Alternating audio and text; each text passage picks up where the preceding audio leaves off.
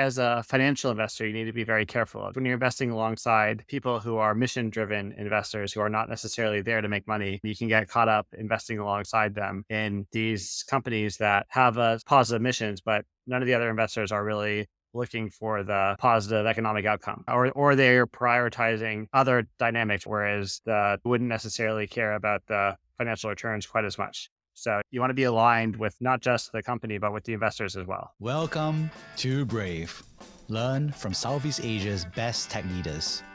Build the future, learn from our past, and stay human in between. No BS on success.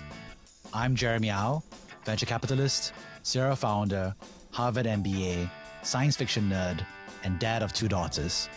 Every week, we debate startup news, interview changemakers, answer listener questions, and share personal insights. Join our movement of over 40,000 members and get transcripts, resources, and community at www.bravesea.com. Stay well and stay brave. HD Mall is a healthcare marketplace in Southeast Asia connecting patients to over 1,800 medical providers. This covers multiple categories such as dental, aesthetics, and elective surgeries. Over 300,000 patients have accessed more affordable healthcare via HD Mall. Get yourself a well-deserved health checkup. If you're in Thailand, go to hdmall.co.th. If you're in Indonesia, go to hdmall.id. Hey, Jeffrey, really excited to have you on the show. We always have these wonderful conversations, and you have written an amazing blog at unpleasantfacts.com. I'm a big fan. And you wrote this tremendous piece on the YC request for startups that they recently updated, but looking at it from a Southeast Asia lens. And so this is an incredible opportunity to hear your point of view. Could you please introduce yourself real quick? Yeah, so I spent about a decade doing global macro on the West Coast, during which time I angel invest and advise various companies started by friends and family. And then I started coming up to Southeast Asia more because my then girlfriend, now wife, started a company called Lucybox out here. And during that time, I helped founders fund with their Asia strategy in 2018, 2019, and 2020, 2023, I helped some friends with their SPAC diligence of the late stage companies out here. And I've been angel investing out here. And more recently, I'm working with Julian Lowe at Starstorm Ventures to do early stage investing in this region. Amazing. Well, there's so much that you have in knowledge, but today we're going to focus on your great blog post on the request for startups. So there's 20 different topics. So we have the rest of this hour to go through them. Let's try our best. But I guess for me, the big question is what inspired you to look at this from this prism? Yeah, I think it's just useful when you see a lot of people asking for startups saying, hey, what's the new hot thing right now? And they say, hey, what can this region actually do? And when you think about what startups come from where, you always think, hey, maybe there's going to be some interesting content or like related company coming out of Japan, or there's some manufacturing companies coming out of Taiwan or the US, the financial companies coming out of New York. Like certain regions have comparative advantages at different things. And just looking at this request for startups and thinking, what's the comparative advantage of Southeast Asia is just a fun little exercise. So why don't we just talk about it perhaps linearly through one by one and we'll give it a shot. But the first one you wrote was that you thought that applying machine learning to robotics, you said that you felt that Southeast Asia founders have expertise. Could you share your point of view on this? Yeah, I think this is primarily people who have both manufacturing and AI expertise. And one of the aspects that could be people in the US, that could be people in Singapore, that could be people in Japan. There's a lot of different places where this happens. But that's if there is a founder who has this expertise, can they build this in Southeast Asia? Is kind of the question. I think the answer to that is yes, as long as you are aware of the limitations. Where if you are building this in Southeast Asia, your customers outside of Singapore are broadly not going to be in Southeast Asia. They're going to be in Korea or Japan or maybe somewhere in the US. And you just have to understand that when you are building this, where your customers actually are and engage with where your customers are going to be. Because a lot of mistakes I see of people building in Southeast Asia is building something for the Singapore market and then thinking that equally applies to the Indonesian or the Vietnamese market, when in reality, that equally applies more to the Taiwanese or the Korean or Japanese markets or Hong Kong, for instance. Yeah, I did this interesting piece of analysis, which was looking at robots per capita. And I think the big part that you saw and you kind of highlighted in the blog post is that first, of course, is related to the cost of labor, right? So if you're low cost of labor, which corresponds to low GDP per capita, you're going to have less robots. But also there are countries that have a high manufacturing base, right? So Thailand actually has a surprising number of robots. And of course, China is investing heavily in robotics to overcome the manufacturing labor shortages they have. So I think the key thing for Southeast Asia founders in this space is being thoughtful about which geography geographies you're going after, and also what your sales pitch is going to be, right? Because in the US, it's very much, hey, we are helping replace warehouse picking because it's hard to find labor to pick in the warehouse. Any particular place that you think are super important from the machine learning to robotics angle? I think this is just a very interesting space. It's a very large space where there's going to be there's been a lot of people already going after the space already. And the question is if other advances in AI create a space for a new type of product market fit to emerge in this area, or if the players who have been approaching this for the past decade or half decade already have a significant lead. And it seems like there should be areas where there is a room for new types of product market fit. And what those are, again, that's one of these things as an investor that you only really know when you see them. So looking forward to seeing some of those. I haven't seen anything in the past 6 months or so that makes me think this is necessarily an amazing area, because I know there's been companies doing this for at least a few years now that are very interesting already. But it is still a space where obviously it's a tech that can have a significant durable advantage. So it's definitely an interesting space in itself. Yeah, I think the local robotics companies that I've met and startups like Sync, for example, primarily focus on local distribution and customer support, and the fact that people are ambivalent about using Chinese robots and the US robots are way too expensive. So it's a kind of hopefully Goldilocks situation, like just good enough, but I think it's the pitch that localization of product market fit is. I guess it's quite linked to number two, which is about using machine learning to simulate the physical world as well. How do you think about that? I think this is one of those areas where if the talent is there to make something work and they can figure out the solution, then it can actually be built out in this region, but it's much more dependent on the talent and not something that is separable from them. So to the extent there's a lot of machine learning groups in Singapore or in Hanoi, et cetera, there's a potential for people to be building something like this out here, but it's going to be built where the talent is, and you can't conjure the talent out of thin air. Yeah. And then the next two is an interesting set: new defense tech and bring manufacturing back to America. So there's some overlap, I think, is this, but how do you think about the defense tech first? Defense tech is interesting because in the US, you get a lot of people who complain very loudly about how the US is going to be buying from the old primes, Lockheed Martin, Raytheon, Boeing, et cetera, who are, some of them are being found to be more incompetent than others recently in the world markets, if you've been following the news on Boeing recently. But in general, this is one of these things where startups are able to build things cheaper, more effectively, and faster. And the US is a gigantic buyer. So even though there is a significant bias against new entrants in this market, there is a very, very significant buyer coming from the US, whereas the buyers from some of these other countries is a less certain thing. So even though people building the US are thinking, hey, we're winning here and we could win even more if the process wasn't stacked against us a little bit and we wish the government would respect us a little bit more, they still have a much easier time building in that market for such a large buyer than people building out here for governments whose defense budget is just not necessarily as large. Yeah, I think Southeast Asia, for example, has a lot of the peace dividend to some extent, but I think it's interesting. I always thought that Singapore would have had more of a defense tech angle. So I think about it in two angles. One, of course, is that, Singapore does actually have a strong defense manufacturing base. It's the world's largest producer and manufacturer of landmines because nobody else really makes landmines. And obviously, Korea is a big manufacturer of military hardware. And, Singapore, very much everybody goes through 2 years of military. There's a huge defense spending domestically as well, although primarily buying US arms. So technically, I think there's some, story about how if Singapore has some parallels to the Israel security situation, Israel cybersecurity and defense, then Singapore could have some of those angles. But I don't think culturally there's been that focus in Singapore to be like, hey, we want to focus on defense tech as a vertical of entrepreneurship. Yeah, it feels like there should be a lot more there. I don't know what goes on in national service. It seems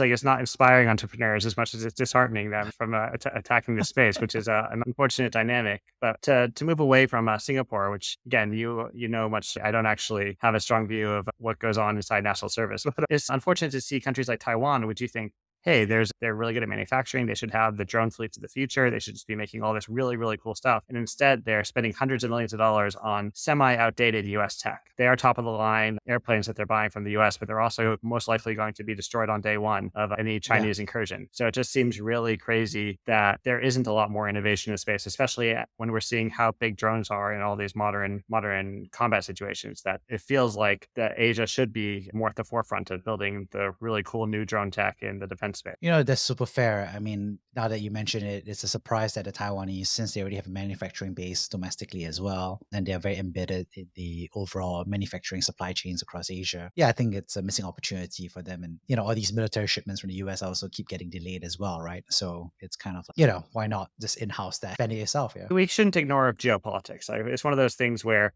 when countries buy from the US, they feel like they're also maybe buying some protection alongside by making the military industrial complex of the US feel closer to the countries who are their customers. So I think there's a little bit of that dynamic as well. Yeah. And that's related to the other one that you mentioned, which was about bringing manufacturing back to America as well. So I like the phrase that you open out with, which is there's no way a Southeast Asia startup would truly be focused on manufacturing in the US. And I was like, I like how direct that was. Yeah, that's something we don't want to lie to ourselves and say, hey, we're going to perfect this here and then we're going to bring this back to the US over there. But I do think that there is a bigger trend right now of China plus one. And I think there's lots of opportunities to take advantage of the fact that there are all these companies the profitable companies who want to continue as an ongoing business if China ever becomes persona non grata like Russia does. And they're moving a lot of their production outside of China to India, to Vietnam, to Indonesia, to Thailand, etc. And there should be a variety of ways for various startups to help facilitate that process. Yeah, I think it's been interesting because I think Vietnam has definitely been the biggest, I would say, beneficiary of the China plus one strategy, which is about the decoupling of the supply chain. I think it's showing up in the foreign direct investment, it's showing up with last year, the visits from both President Biden as well as from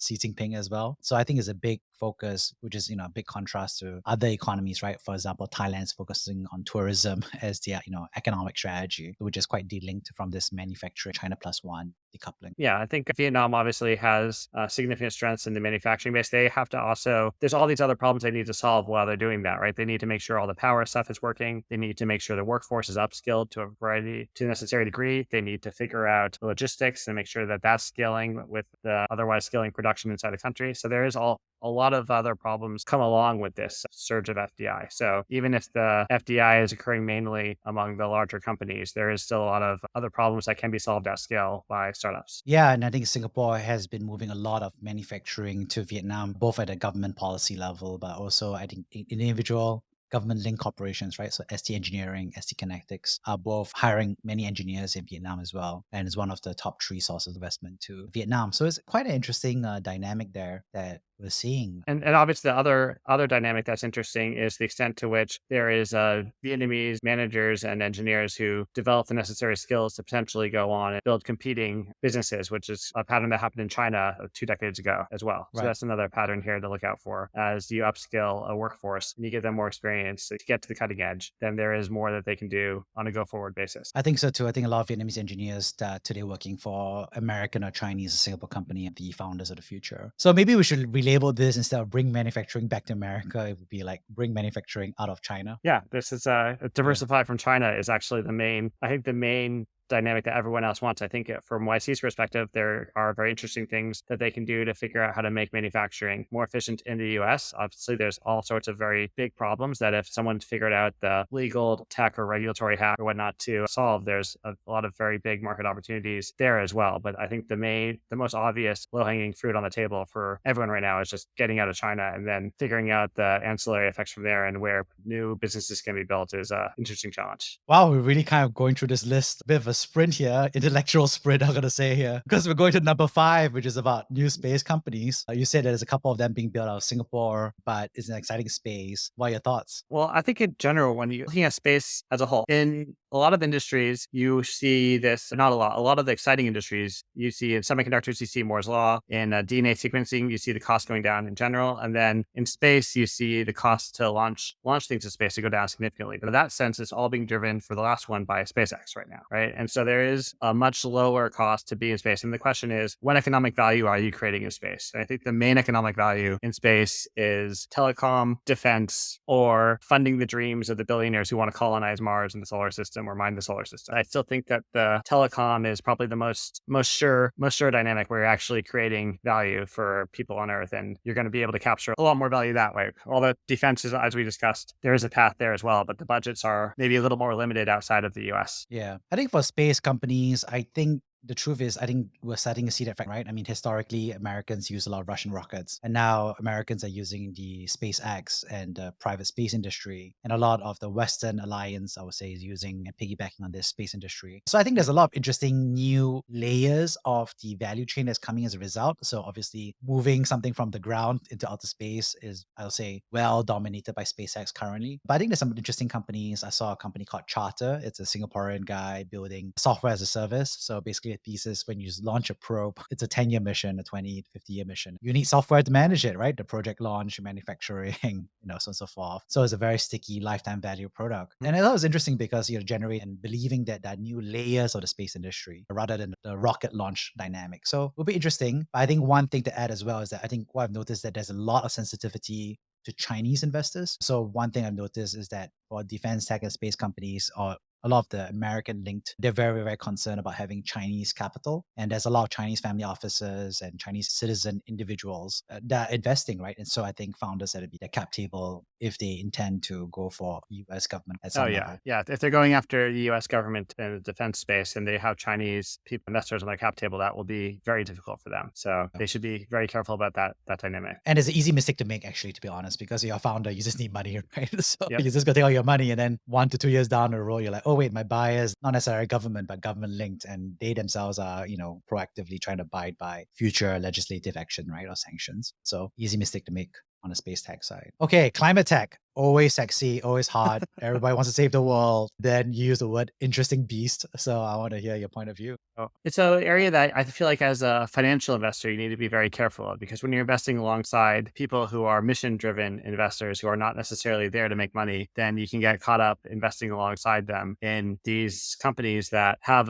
positive missions, but none of the other investors are really looking for the positive economic outcome, or they're prioritizing other dynamics where if they can write to their LPs, look at what we actually have been backing, we've caused this much carbon to be sequestered, et cetera, then you'll be happy with that. Whereas the wouldn't necessarily care about the financial returns quite as much. So you want to be aligned with not just the company, but with the investors as well. And I think there's a lot of room for misalignment in the climate tech investing space. Yeah, I think there's a lot of DFIs and impact investors that are pretty much saying we have to allocate against this vertical regardless. Well, they are saying that they will generate the same returns, but they caveat and say that they know it may not generate the same level of return. So I think we're seeing a lot of capital availability for people building a space, but I think end outcome of it is quite TBD, right? To be determined. I mean, obviously the big promise that has been happening for the past 10 years was carbon credits, which I think you fairly mentioned in your blog that was very much driven by the EU. But I think one realization I had recently was I feel like a lot of the climate tech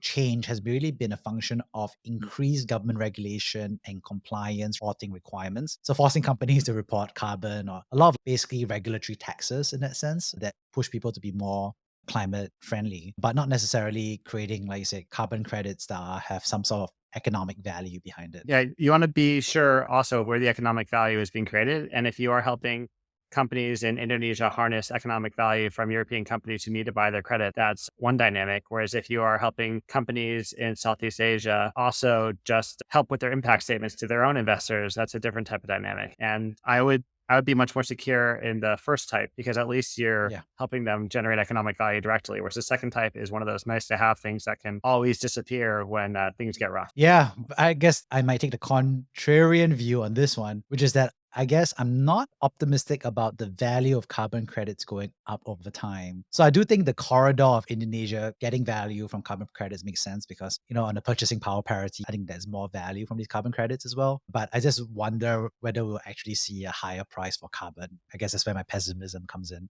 I'm also very, very worried about that dynamic because there's so much gaming of these systems, and these countries are eventually going to figure out that they are just sending money to these farms or whatnot in these other countries, and they might think twice about increasing that money flow out of their countries. So you're always very dependent on the goodwill of these countries that frankly aren't even going to suffer that much from climate change. A lot of the places that are pushing climate change policies would actually have citizens who could do a lot better if the temperature rose, and in Canada, there'd be a lot more real estate value created there, for instance. And so it's just betting on that in the future as things become more fragmented and the world starts falling apart a little bit. It's a dangerous game to play from that angle as well. I feel like climate tech is one of those things where if the world really goes to shit some way, like everybody's just going to cut this vertical loose and focus on what you said earlier, manufacturing, for example, real economic value from their perspective. Although the other part of this dynamic is the EV space, right? Which has been another extremely popular area. There was a mini bubble in the EV space over COVID time as everyone indexed their investments to, hey, this is X% of Tesla's valuation, so it would make sense. And even today, there is a lot of expected subsidies coming from various governments hitting these spaces. Like when investors look for the future, I think EVs are popular in part because they see a lot of these upcoming mandates and think, hey, at least I can be sure that the demand will come from here. But I'm skeptical that there is product market fit among new EV buyers. I think there's going to be essentially a lot more resistance to getting the people who haven't already bought EVs to switch over to EVs on a go forward Yeah. basis. I think it's just going to take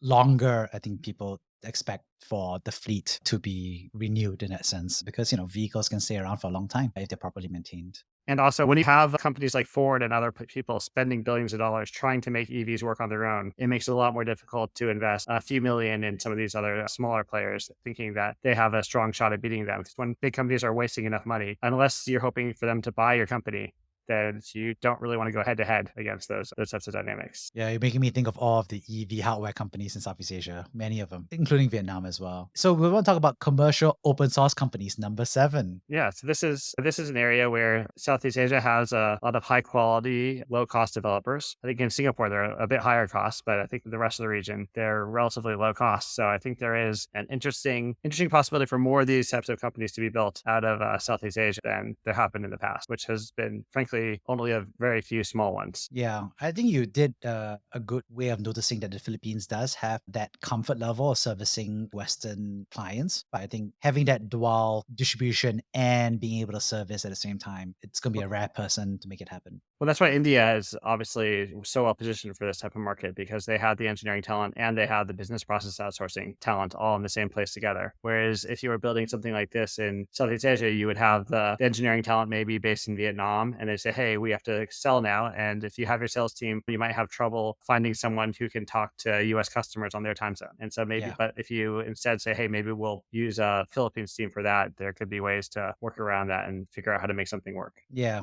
I think at the end of the day, if you're like, I don't know, I heard the stories of what people buying call centers and, improving their back end using AI and so forth. I think that makes a good way of kind of like selling to the West because you're just taking over existing sales contracts rather than having to sell a new client in that sense might be a smarter way of maybe achieving some of these outcomes. Yeah. But there are just again, there's a growing number of developers in all these countries. GitHub showing that there's millions of developers in Vietnam, Indonesia, Philippines, Singapore is growing even, and so there's a lot of talent here that could be building interesting things. So it's still a very exciting area from that perspective. I think so too. Spatial computing seems to be the other end of this. Sounds very new and even for the US for spatial computing. So AR, VR, Apple Vision Pro. What are your thoughts? Yeah, I think this is one of those markets where it's a very exciting future market, but there isn't really a strong product market fit yet. I think people were hoping that the Apple Vision Pro or Meta Quest 3 would provide that, but it seems like outside of maybe people wanting to use the Apple Vision Pro on airplanes or making TikTok videos when it just came out, it doesn't seem like there's a strong product market fit for the Vision Pro yet. And the Quest 3 gaming there's some people who like it. There's a lot more people who get dizzy from it. And so just the platform still seems extremely small to hope for something to come from this space yet. Yeah, I think the platform risk already is so huge because we don't have large mass adoption and we're still maybe 5-10 years away from it. So then you add on the Southeast Asia angle. This is a tough, I think, to build, I think, for now. Yeah, I think there's maybe piggybacking on what Apple and Meta, and if they finally find something with real product market fit, the guys who have been in this space, maybe they'll be able to jump on something here. But trying to do something fully separately again, or competing directly in the hardware space against people who are investing a lot more money than they are, this seems like a significant long shot. I think one interesting piece they talked about was the new enterprise resource planning software, so ERP software. Bernard at Analyze Asia is going after this category. So what are your thoughts? I haven't been tracking what she's been doing, but it's one of these in Asia. It does seem, first of all, it does seem like with the new AI technology, there's a lot of possibilities that have opened up. And in general, when there is something taking hold in the US in a space like this, they don't look to Southeast Asia for years. So it does seem like this is one of those areas where a potential fast follower can say, hey, there's actual product market fit for people running this type of new tool in this industry. And we can actually do this faster out here and go after these markets ourselves. And so it's something definitely where the fast follow strategy naturally makes sense. I think that Salesforce and these folks are way too expensive. I mean, even in the US, but it's like an order of magnitude more expensive for the Southeast Asia. So I do think there is a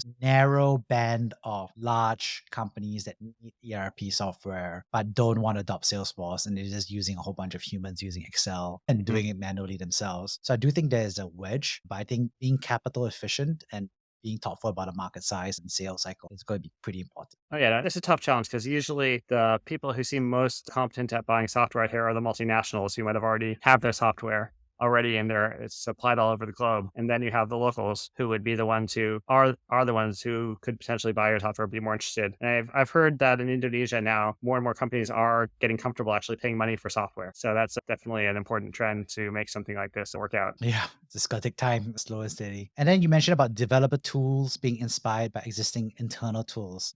You seem a bit more bearish on this one. Oh, I think that this is one of those types of things that frankly doesn't really exist that much out here, just in part because there aren't really that many companies where people say, hey, how they operate internally is how we want to operate. And when you look at the tech of Southeast Asia, large companies out here. Whereas if you look at a Facebook or Google or a Palantir or some of these other companies, people get super excited about, hey, they use an internal tool like this. I wish we could use that. There's a lot more excitement around even just the marketing angle of, do you want to be like this company? Whereas if you tell people, hey, do you want to be more like this, let's say Shopee or Grab or whatnot, people don't get, they said, yes, I wish I had their market share, but do I wish I had their internal operations? I'm not sure. Yeah. But on the other hand, there's the approach that can work is that if people are operating out here and they understand that there is a problem that they need to solve that they're very good at solving, that's not on the developer tool side, just the internal tools in general, I do think that there is a much interesting dynamic there where you have someone who is at a strong company who understood how there's a big problem that they face and that everyone else in their industry is facing as well, and they go out and they want to fix that for everyone. There is opportunities in that type of space. It's just not the developer tools, just maybe more the operation tool. Yeah. So number 11,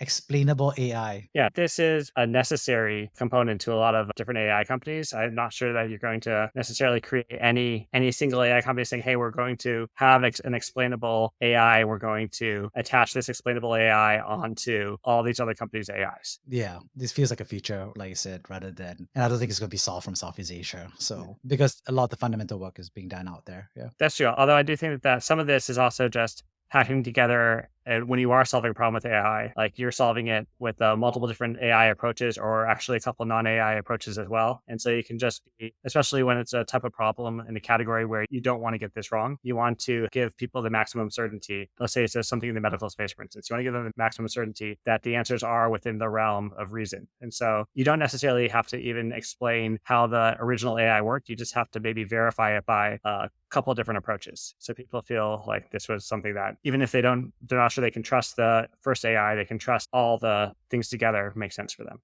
I think number 12 is the part that I think we're both quite interested in, which is AI for manual back office processes in legacy enterprises. Yeah, no, I think I think ServiceNow, I think Klarna made an announcement that where they were able to replace 1/4 of their call center people by using AI. I think there's just a lot of room for efficiencies in general. I think there's a lot of growing amounts of compliance work, AML, KYC type things, and other areas where there is just a lot of room to have come in, help the accounting team, help the legal team, just help a lot of different processes become more efficient. And to the extent that this is happening in the US, again, sort of like the ERP type thing, but even more so, I think there's room for the companies out here to thrive as well. I think so too. And I think if you can craft this to different business models. So one obviously is you could service companies that want to update and innovate themselves. But I think the other way you could do is I can imagine if you're a private equity or a search fund, some kind of buyout structure could be an interesting way because there are a bunch of, cost efficiencies that you were not able to resolve in the past historically because the cost of labor was low. But with AI and so forth, you could generate some maybe better outcomes in terms of outputs, but also even lower costs further. So it could be interesting. Yep. Yeah. I think there's definitely a way where people could do a roll up if they figure out how to make a certain industry much more efficient. You have the option of selling technology to them and making a small amount, or running the companies yourselves and making a large amount. And that latter type of move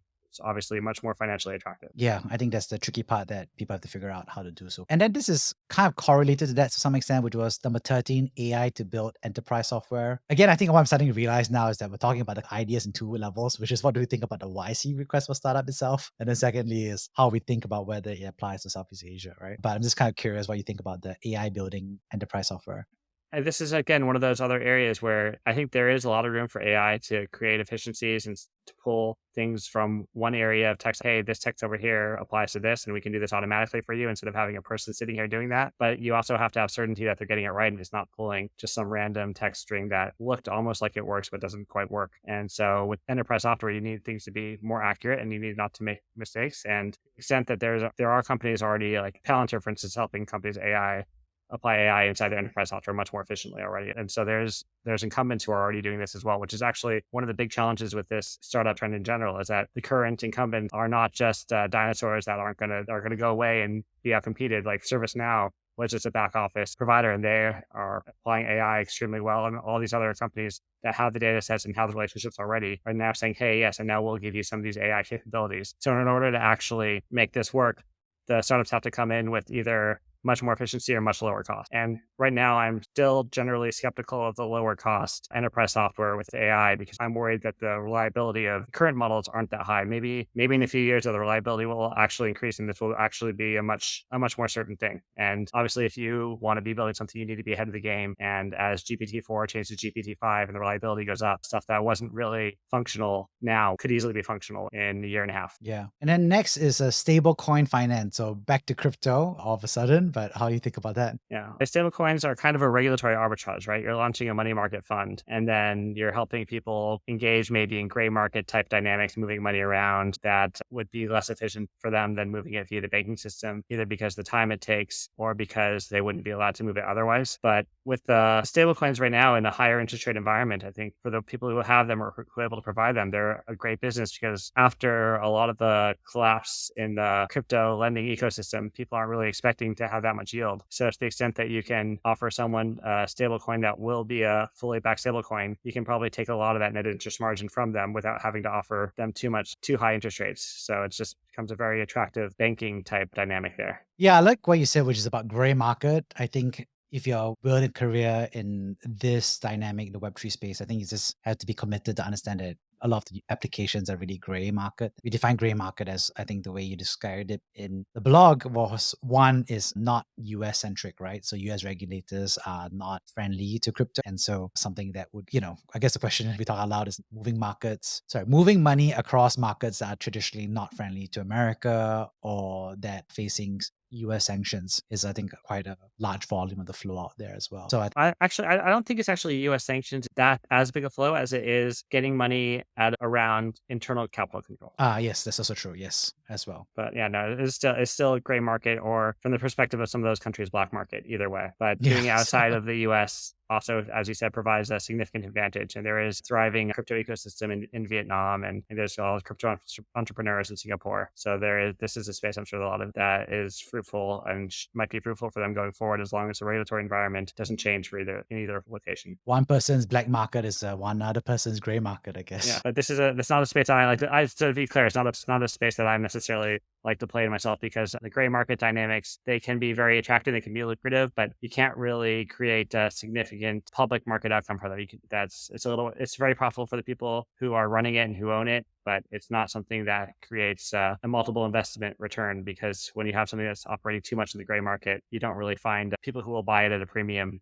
Or who will, especially with those who will give you credit for future growth. It becomes very difficult then. Might be more of a cash flow business rather than it'll be definitely valued on a cash flow basis to the extent, and maybe with a significant risk premium. Exactly. So the next stack is a stack of healthcare. So one of them is a way to end cancer. So we're talking about MRIs, for example. And I think this was a very particular ask where they found like whole body scans were an interesting dynamic, where MRIs with AI are detecting cancer at smaller and smaller levels. And some of this goes back to the fundamental idea of, do you want to do whole body scans that tell you about problems that your body had that might not ever actually be problems? And do you want to go inside and try to fix things that were never going to be problems in the first place? Will you have better or worse outcomes if you do various surgeries or take various treatments to treat things that your body was going to handle anyway, or was not going to kill you because something else was going to kill you in the first place anyway? But then the second one is the medical services in Southeast Asia and how that plays into that as well. I mean, a big part of it just goes back to, first of all, who's paying for it? Is it a US, insurance system? system is the European national health systems, is the private self-pay systems. And I think these are very different willingness to pay, right? And different thresholds of what's needed. And then the other aspect, like you said, is the technology side, right? There's MRI or liquid cancer biopsies. So there's a cool company called Lucence in Singapore. It's a classic liquid blood draw, and then you find out and test for 50 different cancers. It's pretty affordable if you care about cancer. But yeah, I think it's most humans don't really kind of wake up in the morning and say, oh, I'm going to pay a couple $1,000s for a blood draw to test for cancer. You normally wait for your doctor to prescribe it to you, right? Or tell you that you should do that test. But also, how many of those stage 1 cancers would your body actually take care of itself as well? Well, depends on how proactive or aggressive you want to be about, acting on that as well. But yeah, there are false positives, there are false negatives, but supposedly, I guess the promise here would be over time, the false positives and the false negatives would drop over time. The other dynamic is the US spends about 17% of its GDP in total on healthcare. I think in Southeast Asia, a lot of countries are closer to 4%. So Yeah. the markets are not. Is that a US thing or is that a Southeast Asia thing? Well, in the US, I think as economies get wealthier, they will end up spending a lot more on healthcare. I think the US is particularly inefficient in the way that some of the providers, and both on the hospital side and on the doctor side, are more limited and more costly to create. But also, as people get richer, there is greater desire to spend on these things as well. So the money, if you're doing healthcare, is generally in the US market. So the question is, as well, is if you are developing something interesting, the next step, if you're doing it in Asia anywhere, the next step is always figure out how do we get this technology into the US market. So very common. And you mentioned the Thai medical ecosystem and the Singapore university system. Yeah, I mean, I think when you look at what the strengths of the Southeast Asian market are, there is a high quality medical system in Thailand that a lot of people will visit from around the globe because they're very good at what they do for them from the medical tourism space. And then you look at where there is actual research being done that might be commercialized. I think the Singapore university system in Southeast Asia is one of the few places that it would be significantly worthwhile to look. Yeah. I'm happy to be corrected on that if there's other top universities in some of these other countries putting out research. But my understanding is that a lot of the top students will end up either in Singapore or in the US doing this work. So there's top Vietnamese, top Thai, top Indonesians who can be in the space, but they're not doing it in their own countries in most cases.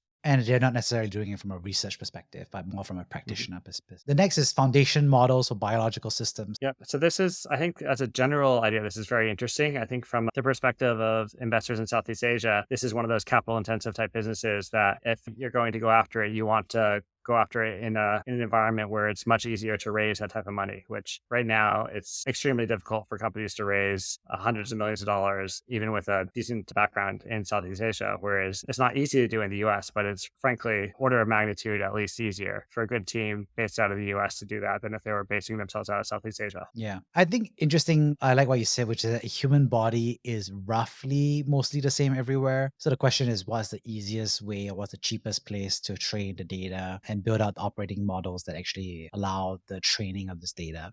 Your thoughts? Yeah, so I think there is the extent to where there is some data collection. I think that maybe moves away maybe from some foundation models and moves towards, hey, we should be able to train a lot of models based on if we had a lot of data on these people and their health events and what they've done to cause those health events. And the medical privacy laws in the US make this extremely difficult. But unfortunately for Southeast Asia, the activists and other people have mostly decided to copy certain portions of the US medical privacy laws. So it's not necessarily that much easier to do this in Southeast Asia unless some of these countries decide that, wait a minute, we actually want to be part of the medical data of the future and we want to actually make this easier to collect and utilize a lot more information, which is frankly politically unpopular because people don't like the idea of others benefiting off of their medical information or potentially using their medical information. But until we start collecting this medical information en masse, we're missing out on just lots of cause and effects that AIs would be able to help us figure out. I think, for instance, there was a recent study, I think that wasn't published yet, but the Washington Post talked about the value of intermittent fasting, right? And maybe it actually causes heart problems. And if you collect enough data on people, you might be able to see one way or another, is this actually really helping? Maybe it helps if you have some diabetic tendencies, you need to get your metabolic conditions under control. But if you have heart issues, maybe you don't want to put that type of strain on your heart. And understanding those costs and the trade-offs is very difficult as long as all the data is locked behind these legal walls. Yeah, I agree. And recently I did a 12-day fast and I triggered a keto rash in my body, which apparently is common for Asians. So I had no idea. So, it was not in the public research or domain. I was reading a bunch of medical blogs. So there are significant differences that people actually, I heard, do need to be aware of as well. So yeah, I know. Shame on me for all the fasting advice coming from the West.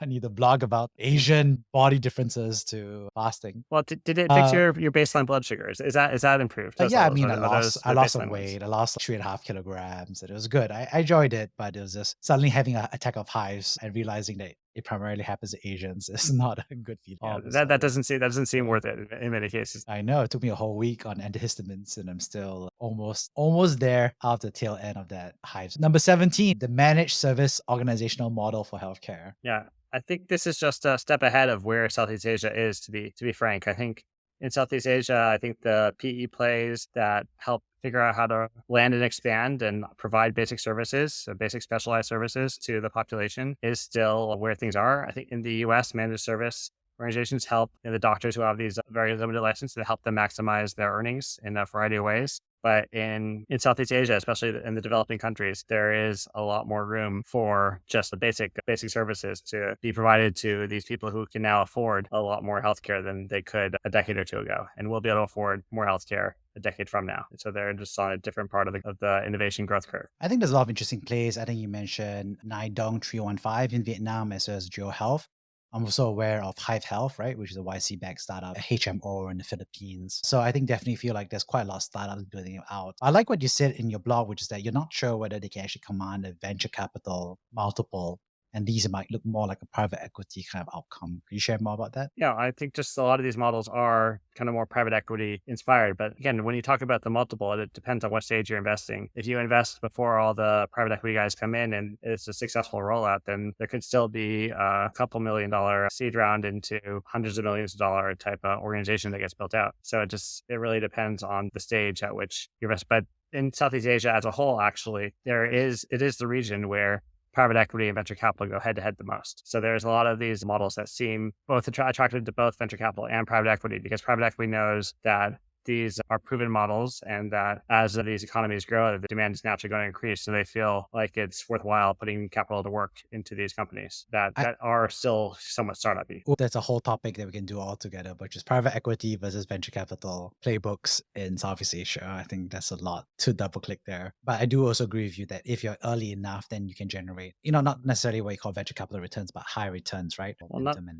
not execution. I think it's not the 1000x type of Google's or Facebook. That's obviously those are extreme outliers. And when you're doing the private equity models, you're giving up on those, but you're still hoping for the 50 to 100 in many cases. If you're early enough, obviously coming in later, you're hoping for the 3 to 10 type of dynamic. Definitely. Next is number 18, which is about eliminating middlemen in healthcare. Yeah, I think this is one of those areas where, again, you're looking at the US healthcare system that's extremely inefficient with 17% of GDP and prices being much higher and a lot of middlemen taking a lot more value out of the ecosystem. Whereas if you look around Southeast Asia, there are some middlemen that are maybe moderately inefficient, but the costs are not necessarily high enough that you can build a gigantic company taking these costs out of the ecosystem. Yeah, I think so too. And I think I always remember I was at the Stanford X Medical Healthcare Conference and I was talking to a startup and I was like, what are you building? He's like, we tell hospitals how much their treatments cost. And I was like, what do you mean by that? And I was like, well, hospitals don't know how much something costs. So we count everything for them from the direct, indirect costs. And I was like, mind blown that he had $1 million business, no revenues, just doing accounting for hospitals on something that you expect someone to know, right? So, Wait fun until you times. see how much money is spent just like helping hospitals interface with insurance companies and having them figure out how much they owe and how much they have to pay. There's hundreds of billions of dollars in this space. It's completely crazy. But the related area of the middlemen in healthcare that I like is I see maybe if you interpret doctors as kind of middlemen between you and the medical information, to the extent that AI is getting a lot better and AI techniques are getting better, it does seem like there is room for companies to offer consumers like accurate diagnoses or whatnot via these AI tools. And again, the thing stopping that is the political power of doctors still exists in Southeast Asia. A lot of people imagine Southeast Asia to be a Wild West where you can go in and maybe do what you want, but the doctor lobbies are also strong in these countries as well to a degree. Maybe they're stronger in Indonesia than they are in Vietnam, etc. But it's not like any country is going to throw up their hands and say, okay, I guess we're going to let foreign AI companies access the medical information of our people and not have to use local doctors, for instance. So, but I think the potential of the future is getting AI diagnoses just in general, because this is an information problem and we're getting better and better at processing this information. So I think an idea I like that I enjoyed hearing recently was the idea of really using second opinions as a wedge. So, AI, these people already have a diagnosis of cancer, so forth. There's already a human who's done a diagnosis, but they're looking for a second or third opinion, right? And so, having an AI second or third opinion, you have a little less legal risk, since there's already a primary opinion. And normally these are novel, did end, kind of paths. So people willing to give it a shot and share the medical information, maybe get a better diagnosis. So could be an interesting wedge to at least get some, medical data flowing from people who are opting in. Yeah, that's just some sort of like healthcare advisor. Like there, when women get pregnant in the US, the doula is a really popular role where they help them interface with the doctor. They're a real person though. They also give massages and do things that I was not going to be able to do, but they also help interpret and say, hey, get the doctor over here right now. We need help immediately type of thing. And so an AI could take like help with some of these things like, hey, this symptom needs to be seen immediately, etc. But there is still parts that humans will have to be doing as well. Sorry, this just made me think of a Tesla robot with NVIDIA chip giving me a massage while they explain the birthing process. No, no, no. They massage the woman, not the man. They don't massage you. I know. I feel like By the there's way. some spare time though. I'll just be like, okay, you need a leg massage. Give me a foot massage there. So number 19 is better enterprise glue. Yeah, I think this Um, is. I think this again, the helping companies customize code and connect different products. This is similar to the open source community, where it's going to be powered by the strength of developers in the region, but the sales process is also similarly handicapped. So it's a very similar dynamic to the one we discussed previously. yeah, I mean, if you figure it out, good on you, right? Just keep doing it and build it from Bali or Phuket or whatever you need to do. But yeah, figure it out. If not, maybe you're not the best one to go after, I would say. And then lastly, be small fine-tuned models as an alternative to giant generic ones. So open source LLMs. Yeah, I think I was just reading this story earlier today, a paper where they were comparing Bloomberg GPT-2, which is based off of, I think they were fine tuning GPT 3.5 or something like that. And they compared it directly to GPT-4. And just the more advanced GPT just does better than the one that's specialized in many cases. And so I'm generally somewhat bearish on this space as a whole. And to the extent that it takes a lot of money to train these models, I'm also thinking that's not necessarily where Southeast Asia has the country market fit there for these types of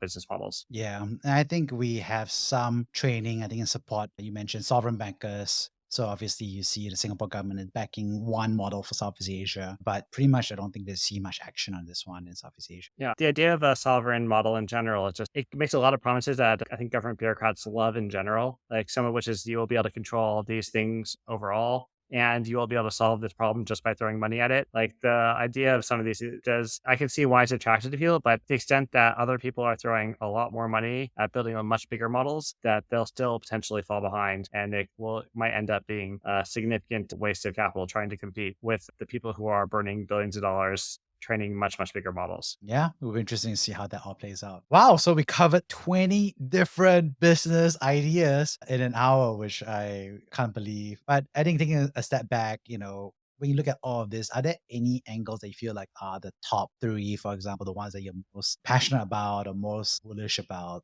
in the context of Southeast Asia? No, I do think that if like developers out here figure out some of these ways where they can find product market fit in some of the spaces that the YC mentioned, I think that's extremely interesting. There are obviously significant challenges, but if they've figured out how to make the better glue work, or they have a popular open source project, I do think that those types of business models are naturally going to work, and it's relatively easy to confirm the product market fit. So I'm excited by those types of ideas in general. And to the extent that if there are people able to figure out the regulatory approach that lets them do something really cool in the healthcare space as well with AI, that's always also interesting as well, because that's something that the world needs: high quality, cheap medical advice in general. That'd be amazing to both from a societal impact perspective, and also the companies that figure this out early will be richly rewarded as well. Yeah, what I really like about what you shared was I think there's an overall story about believing that healthcare spend will go up across Southeast Asia as countries become richer. But the way they do it may not necessarily through the traditional conventional route of training human doctors, but using AI to get there. I thought it was a nice way of saying it. I think the second one that I thought I enjoyed was the manufacturing angle. Obviously, we talk about it in so many different ways, right? But I think the concept was basically saying, hey, if this decoupling, this China plus one's happening, if you're in Vietnam or Indonesia or Malaysia, Thailand,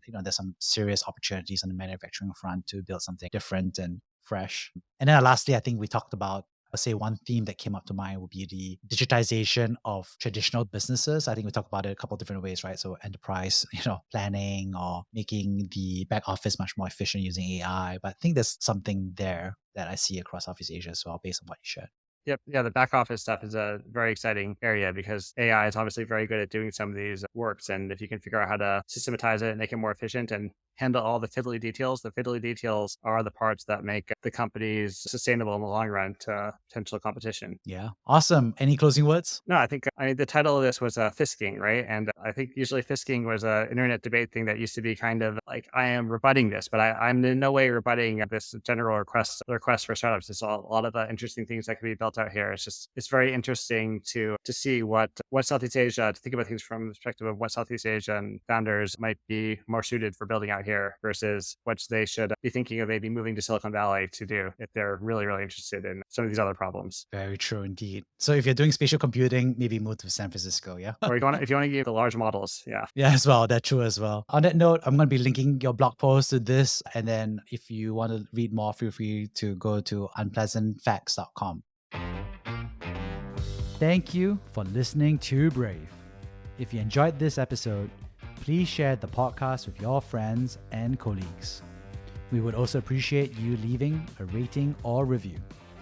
Head over to www.bravesea.com for member content, resources, and community.